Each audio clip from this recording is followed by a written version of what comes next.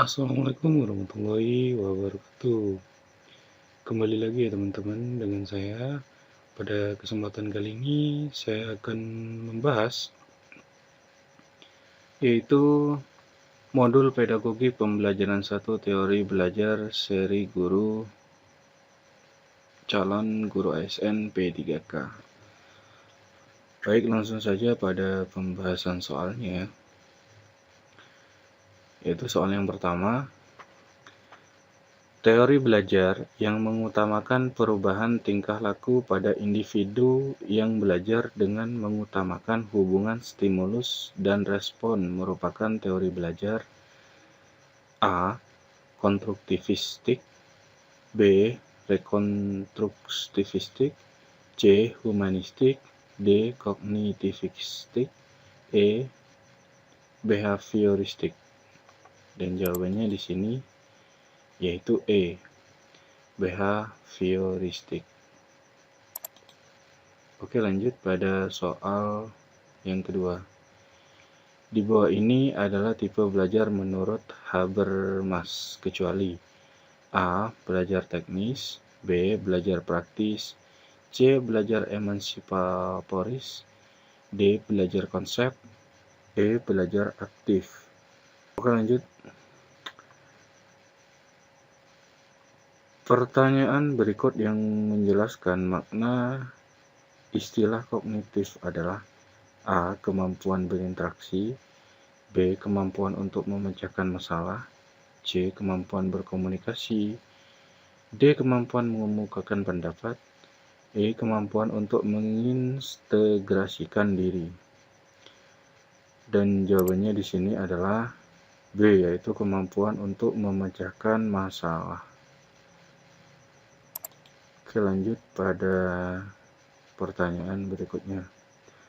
Apabila dalam proses belajar peserta didik melakukan sesuatu sampai dengan mendapatkan respon yang tepat dan sesuai dengan apa yang diinginkan, serta menghilangkannya apabila dirasakan tidak sesuai.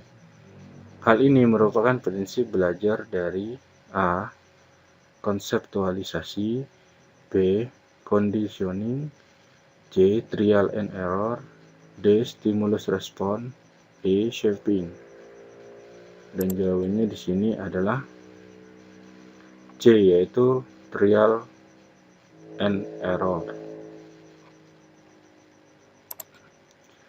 Oke, lanjut pada soal nomor 5. Pada tahap konseptualisasi, kemampuan yang dimiliki oleh peserta didik adalah A. Mampu membuat peraturan, B. Mampu memahami sebuah kejadian, C. Mampu mengalami sebuah kejadian, D. Mampu memecahkan masalah, E. Mampu memahami permasalahan. Dan di sini jawabannya adalah mampu memecahkan masalah, yaitu D. Lanjut. Contoh penerapan teori behavioristik yang dapat dilakukan oleh guru dalam praktik pembelajaran adalah A. Membimbing siswa dalam memperoleh pengetahuan baru, B. Memberikan penjelasan pengetahuan baru, C. Memahami tahap-tahap perkembangan peserta didik dan menggunakan metode pembelajaran sesuai dengan tahap tersebut, D. Memberikan stimulus kepada peserta didik berupa penataan lingkungan belajar, E. Menyediakan atau memberikan kegiatan-kegiatan yang merangsang keingintahuan siswa dan membantu mereka mengekspresikan gagasannya. Dan jawabannya di sini yaitu D. Memberikan stimulus kepada peserta didik berupa penataan lingkungan belajar. Oke, lanjut. 7. Menurut Brunner, apabila seseorang memahami objek-objek atau dunianya melalui gambar-gambar dan visualisasi verbal, dengan kata lain, peserta didik belajar melalui bentuk perumpamaan atau perbandingan. Hal ini merupakan tahapan dari A. Ikonik, B. Konflik, C. Intuitif, D. Enaktif, E. Simbolik. Dan jawabannya di sini yaitu A. Ikonik. Oke, lanjut. Pada saat pembelajaran berlangsung, guru mengingatkan peserta didik yang kurang semangat dan kurang aktif dalam belajar. Tindakan guru tersebut berarti memperhatikan aspek A. Etnik, B. Status sosial, C. Motivasi, D. Sosial, E. Kultural. Dan di sini jawabannya adalah C, yaitu motivasi. Lanjut. Perkembangan kognitif peserta didik sekolah dasar berada pada taraf operasional konkret, sehingga mereka merasa kurang memahami materi pelajaran yang disampaikan gurunya secara verbal saja. Proses pembelajaran tersebut akan efektif jika disertai dengan menggunakan A. Media cetak, B. Media grafis, C. Media poster, D. Media benda nyata, E. Media gambar. Dan jawabannya di sini yaitu D. Media benda nyata. Oke, lanjut. Pak Aris merupakan guru kelas 5 SD. Ketika memberikan pembelajaran menyanyi musik, memilih lagu-lagu dari asal daerah peserta didiknya. Tindakan guru tersebut karena memperhatikan karakteristik peserta didik, terutama A. Etnik, B. Status sosial, C. Minat, D. Gender, E. Kultural. Dan jawabannya di sini yaitu E. Kultural.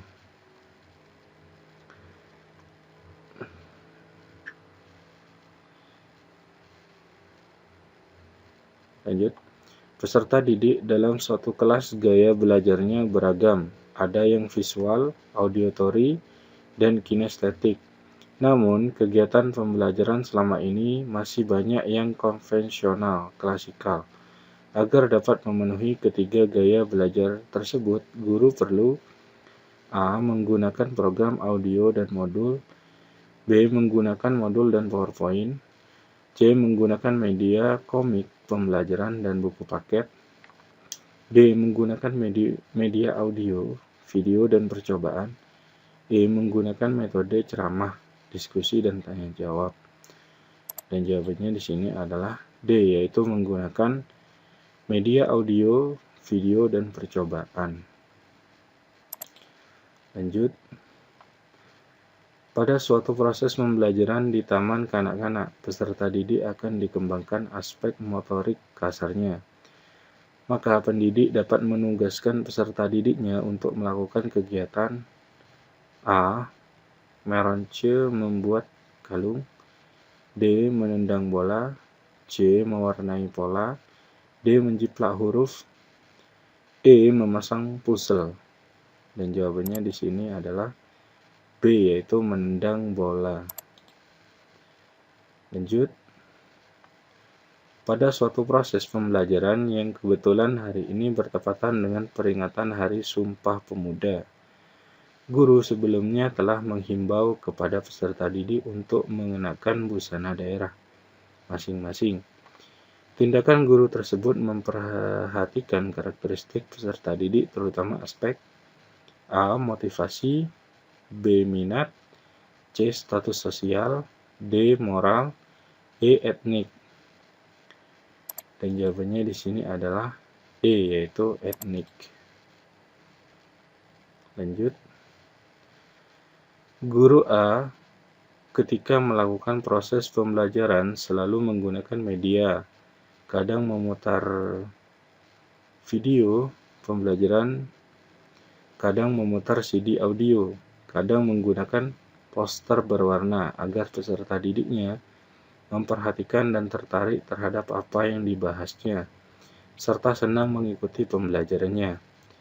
Sehingga hasilnya sangat baik. Pembelajaran dilakukan demikian karena pertimbangan A. Minat peserta didik, B. Gaya belajar peserta didik, C.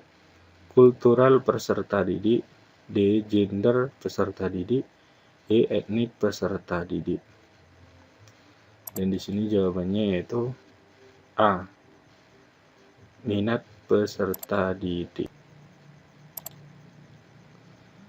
Baik, lanjut.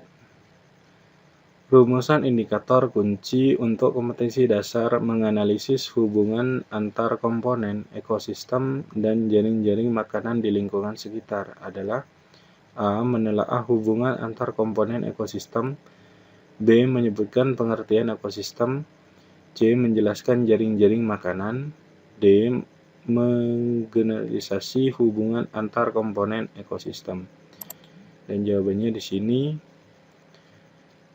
menelaah hubungan antar komponen ekosistem, yaitu A ya teman-teman. Oke, lanjut. Salah satu proses kognitif adalah menganalisis yang maknanya adalah A. Melakukan atau menggunakan prosedur di dalam situasi yang tidak biasa, B. Membangun arti dari proses pembelajaran termasuk komunikasi lisan, tertulis dan gambar, C. Menempatkan unsur-unsur secara bersamaan untuk membentuk keseluruhan secara koheren atau fungsional, D. Memecahkan materi ke dalam bagian-bagian dan menentukan bagaimana bagian-bagian itu terhubungkan antar bagian. Dan jawabannya adalah memecahkan materi ke dalam bagian-bagian dan menentukan bagaimana bagian itu berhubungan antar bagian. Oke, lanjut. Strategi guru saat peserta didik belum siap melakukan keterampilan berpikir tingkat tinggi adalah A.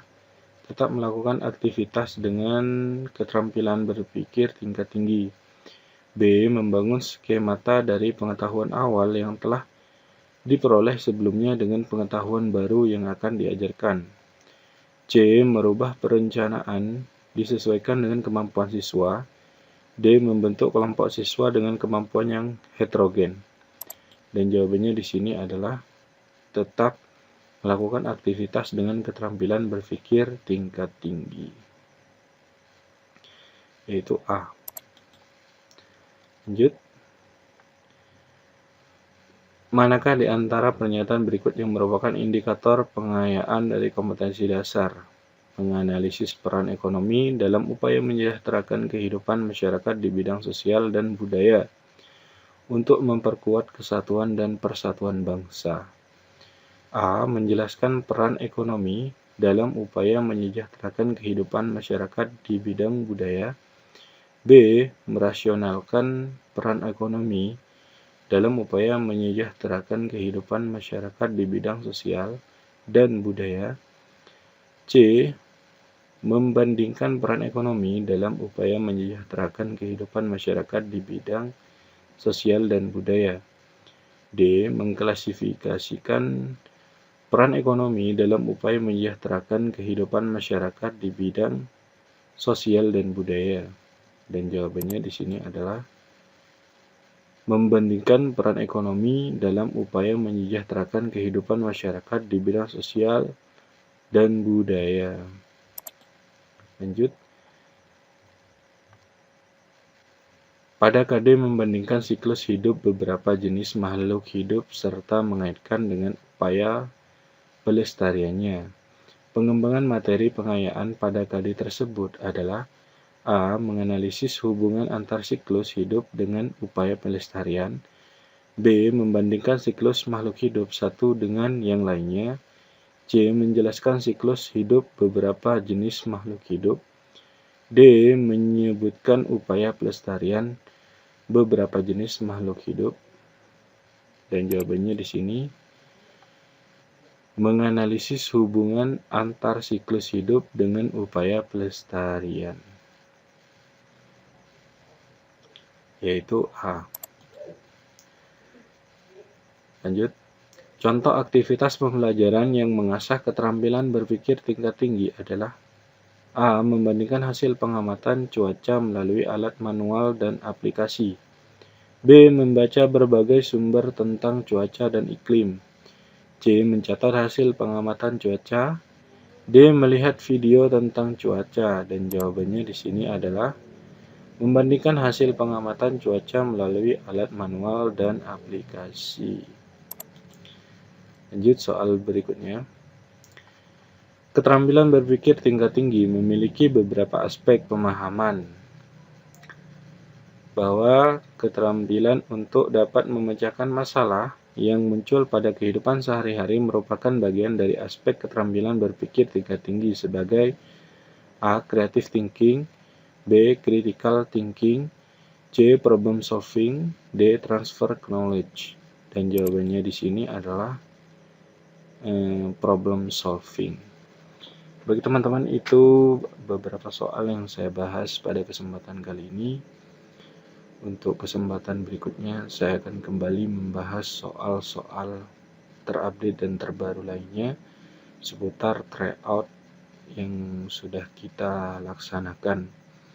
Semoga ini bisa menjadi bekal untuk kita menghadapi tes P3K pada tahun ini. Oke teman-teman, kurang lebihnya saya mohon maaf. Akhir kata, Assalamualaikum warahmatullahi wabarakatuh.